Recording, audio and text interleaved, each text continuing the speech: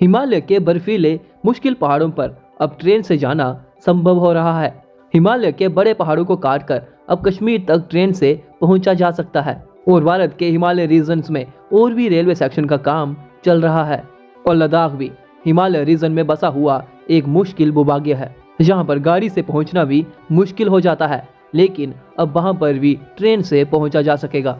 जी हाँ, लद्दाख के लिए एक रेलवे लाइन बनाई जाएगी जो कि हिमाचल प्रदेश से होते हुए लद्दाख तक जाएगी। यह रेलवे लाइन बर्फ में भी काम करेगी और थ्रू आउट द एयर अपनी सर्विस प्रोवाइड करेगी, जिसका फायदा लद्दाख में रहने वाले लोगों, टूरिस्ट और डिफेंस को बहुत ज्यादा होने वाला है। यह लद्दाख तक की railway line Leh Bilaspur railway line अभी नहीं बल्कि 5 साल पहले से डिसाइड की गई थी, लेकिन इसके काम को डिले किया जा रहा था। रेलवे का सारा फोकस कश्मीर तक ट्रेन पहुंचाने में था, लेकिन अब यह फोकस कश्मीर में ट्रेन पहुंचने के बाद लद्दाख तक ट्रेन पहुंचाने पर शिफ्ट हो चुका है और अब गवर्नमेंट इस प्रोजेक्ट को जल्द से जल्द बनाना चाहती है और इसके ऊपर काम अब फील्ड्स पर देखने को भी मिल रहा है।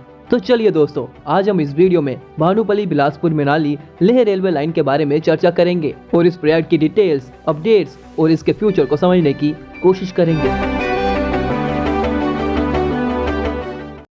2012 में इस रेलवे लाइन को प्लानिंग कमीशन के लिए भेज दिया गया और 2016-17 में बिलासपुर मनाली लेह रेलवे लाइन को फाइनल लोकेशन सर्वे का अप्रूवल मिल जाता है और उसके बाद इसके सर्वे कंडक्ट किए जाते हैं और उसके मैप को प्रिपेयर किया जाता है। लेकिन लद्दाख तक ट्रेन पहुंचाने के लिए सिर्फ यही हिमाचल वाली साइड से रेलवे लाइन प्रपोज नहीं हुई थी, बल्कि श्रीनगर और लेह के बीच में भी एक रेलवे लाइन को प्रपोज किया गया था। लेकिन आखिर में लेह बिलासपुर रेलवे लाइन को अप्रूव किया जाता है, जिसकी लंबाई 489 किलोमीटर की होती है। और अब इस भानुपल्ली बिलासपुर लेह रेलवे लाइन को फाइनेंस और डिफेंस मिनिस्टर से अप्रूवल मिल चुका है और अब इस प्रोजेक्ट की फाइल को नेशनल सिक्योरिटी एडवाइजर को भेज दिया गया है। उसके अप्रूवल के बाद इसको पीएमओ में पेश किया जाएगा और पीएमओ के अप्रूवल के बाद ही इसकी टाइमलाइन फाइनलाइज होगी और बजट एलोकेट होगा। और कुछ सोर्सेज से जो भी पता लगा है कि हिमाचल प्रदेश की मंडी की वाल वैली में सैटेलाइट के थ्रू सर्वे करके रेलवे ट्रैक को अलाइन किया जा रहा है और वहां पर सीमेंट के छोटे छोटे टावर्स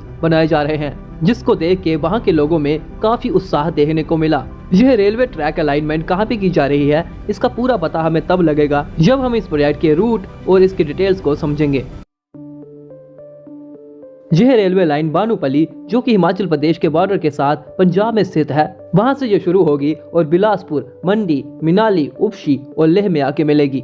इस पूरी रेलवे लाइन को 6 फेसेस में डिवाइड किया गया है, जो कि आपकी स्क्रीन पे हैं। और लेह के बाद इसके अगले फेस में इस रेलवे लाइन को सशेरथंग तक पहुंचाया जाएगा, जहां पे 13 किलोमीटर की रेलवे लाइन को बिछाया जाएगा और वहां पे मिलिट्री बेस के साथ कनेक्ट किया जाएगा। इस रेलवे लाइन के अंदर 27.1 किलोमीटर के ब्रिजेस होंगे, 270 किलोमीटर के 62 टनल्स बनाए जाएंगे, जिसमें सबसे लंबे टनल की लेंथ 27 किलोमीटर की होगी और इसके साथ ही 40 रेलवे स्टेशन बनाए जाएंगे, जिसमें से 5 रेलवे स्टेशन मिलिट्री लॉजिस्टिक्स के लिए रखे जाएंगे। और तनगनगला इसमें सबसे ऊंचा रेलवे स्टेशन होगा, जो कि 17,582 फीट की ऊंचाई पे बनाया जाएगा, जो कि वर्ल्ड हाईएस्ट रेलवे स्टेशन होगा। और केलोंग रेलवे स्टेशन इस लाइन में बनने वाला अंडरग्राउंड रेलवे स्टेशन होगा।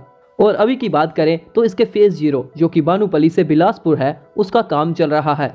Bhanupalli Bilaspur very railway line 63 kilometre की रेलवे लाइन है, जिसका काम फिलहाल चल रहा है। उसको 2027 तक कंप्लीट करने का लक्ष्य रखा गया है। और अभी जो हमने बताया कि रेलवे ट्रैक अलाइनमेंट किया जा रहा है, वो इसी बिलासपुर से वेरी सेक्शन के बीच में किया जा रहा है। इस पूरे रेलवे लाइन का डीपीआर बहुत पहले बना दिया जा चुका था, जिसके अंदर इसकी एस्टिमेटेड कॉस्ट 99,000 करोड़ रखी गई थी, जो कि इस रेलवे लाइन के अंदर कुछ एडजस्टमेंट्स और कुछ सेफ्टी फीचर्स ऐड करने के बाद बढ़ भी सकती है। यह लगभग 1 लाख करोड़ का प्रोजेक्ट देश का सबसे बड़ा प्रोजेक्ट होगा और यह चाइना बॉर्डर के पास से भी होकर गुजरेगा, इसलिए इसका फाइनेंस और डिफेंस मिनिस्ट्री से अप्रूवल बहुत जरूरी था। यह प्रोजेक्ट नेशनल प्रोजेक्ट के तहत बनाया जाएगा और ऐसा कहा जा रहा है कि इस रेलवे सेक्शन का काम दोनों तरफ से किया जाएगा। लेह से लेके उपशी वाली सेक्शन के अंदर कोई भी टनल नहीं है और कंपैरेटिवली उस सेक्शन को बनाना थोड़ा आसान है, इसलिए उस सेक्शन का काम सबसे पहले कंप्लीट भी किया जा सकता है। और वहीं लेह से लेके मनाली के बीच में और मनाली से लेके उपशी के बीच में सबसे टफ सेक्शन होगी। और अब इसको पीएमओ से अप्रूवल मिलने के बाद इसका काम तेजी से स्टार्ट हो सकता है। चलिए अब इस प्रोजेक्ट के इम्पैक्ट की बात करते हैं। यह प्रोजेक्ट चाइना एलएसी के साथ होकर गुजरेगा और लद्दाख जैसे स्ट्रेटेजिक एरिया में throughout the year all weather connectivity provide करेगा। और मिलिट्री बेसिस को भी रेलवे के जरिए लॉजिस्टिक प्रोवाइड करेगा, जो कि डिफेंस पॉइंट ऑफ व्यू से भारत के लिए बहुत ज्यादा इंपॉर्टेंट है।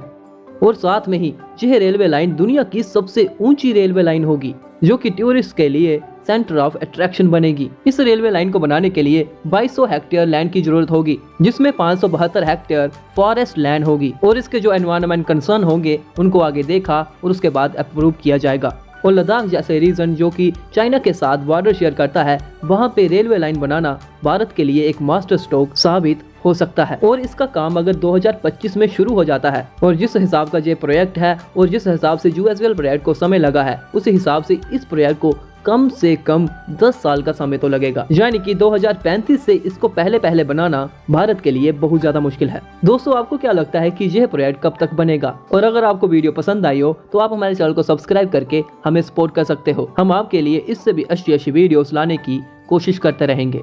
धन्यवाद।